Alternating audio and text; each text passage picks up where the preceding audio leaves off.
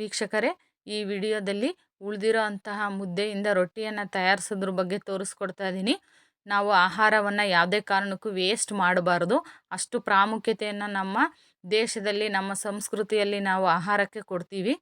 ನೋಡಿ, ಇದು ಸಿರಿಧಾನ್ಯಗಳ ಹಿಟ್ಟು. ರಾಗಿ ಮುದ್ದೆಗೆ ಸಿರಿಧಾನ್ಯಗಳನ್ನು ಹಿಟ್ಟು ಮಿಕ್ಸ್ ಮಾಡಿ ರೊಟ್ಟಿ ಮಾಡಿದರೆ ತುಂಬ ಟೇಸ್ಟು ಚೆನ್ನಾಗಿರುತ್ತೆ. ರಾಗಿ ಮುದ್ದೆಗೆ ರಾಗಿ ಹಿಟ್ಟನ್ನೇ ಹಾಕಿ ಕೂಡ ರೊಟ್ಟಿಯನ್ನು ಹಾಕ್ಬೋದು, ಅದು ಒಂದು ರೀತಿ ಟೇಸ್ಟ್ ಇರುತ್ತೆ. ಈ ಥರ ಸಿರಿಧಾನ್ಯಗಳ ಹಿಟ್ಟಿನಿಂದ ರೊಟ್ಟಿ ಹಾಕಿದರೂ ಕೂಡ ಡಿಫ್ರೆಂಟ್ ಆದ ರುಚಿ ಇರುತ್ತೆ.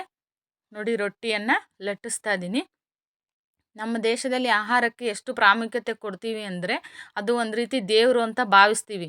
ನೋಡ್ರಿ, ರೈತರೆಲ್ಲ ಆಹಾರವನ್ನು ಸೇವಿಸ್ಬೇಕಾದ್ರೆ ಮೊದಲನೇ ಆಹಾರವನ್ನು ದೇವರಿಗೆ ಅಂತೇಳಿ ಅರ್ಪಿಸ್ಬಿಟ್ಟು ನಮಸ್ತೆ ಮಾಡಿ ಊಟ ಮಾಡ್ತಾರೆ. ಅದು ನಮ್ಮ ಸಂಸ್ಕೃತಿ. ಅಂದರೆ ಅಷ್ಟು ಮಹತ್ವವನ್ನು ಕೊಡ್ತೀವಿ, ದೇವ್ರ ಸಮಾನ ಅಂತೇಳ್ಬಿಟ್ಟು.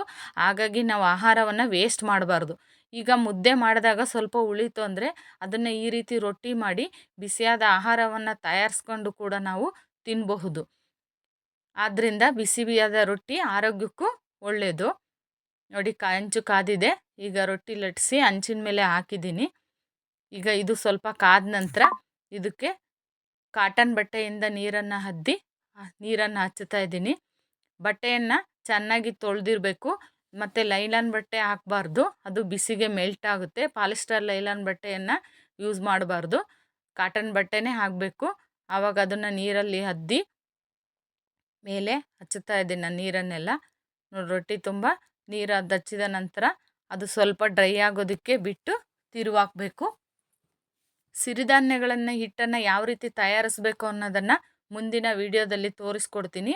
ಅದರ ಬಳಕೆ ಮತ್ತು ಅದರ ಉಪಯುಕ್ತತೆ ಯಾವ ರೀತಿ ಡಿಫ್ರೆಂಟಾಗಿ ಅದನ್ನು ಯೂಸ್ ಮಾಡ್ಬೋದು ಅನ್ನೋದನ್ನು ಕೂಡ ಮುಂದಿನ ವಿಡಿಯೋಗಳಲ್ಲಿ ತೋರಿಸ್ಕೊಡ್ತಾ ಇದ್ದೀನಿ.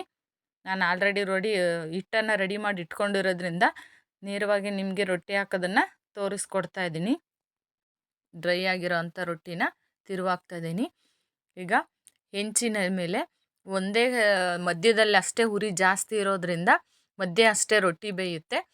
ಸೈಡಲ್ಲೆಲ್ಲ ರೊಟ್ಟಿ ಬೆಂದಿರಲ್ಲ. ಹಾಗಾಗಿ ಸ್ವಲ್ಪ ತಿರುವಾಕಿ ರೊಟ್ಟಿಯ ಎಲ್ಲ ಭಾಗ ಕೂಡ ಬೇಯಿಸಬೇಕು. ನೋಡಿ, ರೊಟ್ಟಿ ಬೆಂದಿದೆ. ಒಂದು ಸೈಡ್ ಮಾತ್ರ ನೀರು ಹಚ್ಚಬೇಕು. ಈಗ ಒಂದು ಸೈಡು ನೀರು ಹಚ್ಚಿ ಬೇಯಿಸಿರೋದ್ರ ಕಡೆ ಇನ್ನೊಂದು ಸ್ವಲ್ಪ ಬೆಂದದೇ ಇರೋದ್ರ ಕಡೆ ಹಾಕಿಬಿಟ್ಟು ಹಂಚಿನ ಸುತ್ತ ಅದು ಏನು ಬಿಸಿ ಇರುತ್ತಲ್ಲ ಅಲ್ಲಿ ರೊಟ್ಟಿಯ ಸುತ್ತ ಬೇಯಿಸಬೇಕು. ನೋಡಿ, ಒಂದು ಸರಿ ಟ್ರೈ ಮಾಡಿ ನೋಡಿರಿ. ಈ ವಿಡಿಯೋ ಇಷ್ಟ ಆದರೆ ನಮ್ಮ ಚಾನಲನ್ನು ಸಬ್ಸ್ಕ್ರೈಬ್ ಮಾಡಿ ದಯವಿಟ್ಟು. ನೋಡಿ, ಮುದ್ದೆ ವೇಸ್ಟೂ ಆಗಲಿಲ್ಲ ಮತ್ತು ರೊಟ್ಟಿ ಕೂಡ ತಿನ್ನೋದಕ್ಕೆ ತುಂಬ ರುಚಿಯಾಗಿರುತ್ತೆ.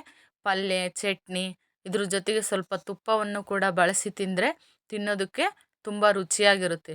ಈ ರೀತಿ ರೊಟ್ಟಿಯನ್ನು ಹಾಕಿ ನೀವು ಒಂದು ಸಾರಿ ನೋಡಿ, ಮತ್ತೆ ಮಾಡಬೇಕು, ತಿನ್ನಬೇಕು ಅನಿಸುತ್ತೆ. ಮತ್ತು ನಿಮ್ಮ ಮನೇಲಿರ್ತಕ್ಕಂಥ ಹಿರಿಯರು ಕೂಡ ಈ ರೀತಿಯ ರೊಟ್ಟಿಯನ್ನು ಇಷ್ಟಪಡ್ತಾರೆ. ಅದರಲ್ಲೂ ಶುಗರು, BP ಈ ಥರ ಇರೋರಿಗೆ ಈ ಥರದ ರೊಟ್ಟಿ ಆರೋಗ್ಯಕ್ಕೆ ತುಂಬ ಒಳ್ಳೆಯದು.